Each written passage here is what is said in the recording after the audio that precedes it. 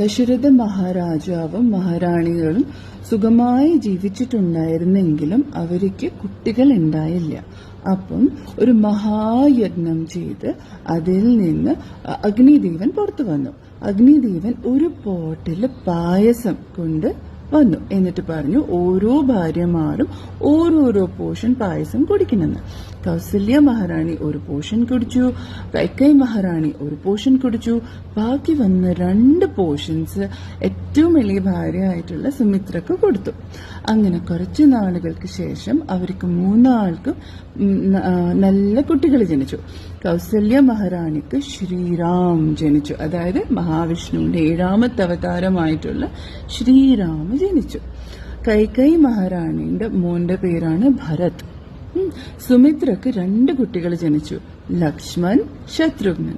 ഇവര് step brothers ആണെങ്കിലും ഇവര് തമ്മിൽ ഭയങ്കര സ്നേഹമായിരുന്നു. ഒരുമിച്ച് നല്ലോണം നല്ല കുട്ടിക്കാലമായി വളർന്നു. ഇവർക്ക് ഗുരുകുൽ ശിക്ഷ, അതായത് ഒരു ഗുരുവിന്റെ കീഴിൽ താമസിച്ച് പഠിക്കേണ്ട ശിക്ഷയാണ് ഉണ്ടായത്. വിശ്വാമിത്ര എന്ന് പറഞ്ഞൊരു സേജിന്റെ അണ്ടറിലാണ് ഇവര് ഈ 4 ബ്രദേഴ്സും അവരുടെ ശിക്ഷ അറ്റൈൻ ചെയ്തത്. ഈ ശിക്ഷയുടെ ടൈമില് കാട്ടില് ഈ സേജസിനെ ഉപദ്രവിക്കുന്ന ഡീമൻസിനെ ഒക്കെ ശ്രീരാമൻ കുറെ കൊന്നിട്ടുണ്ട്.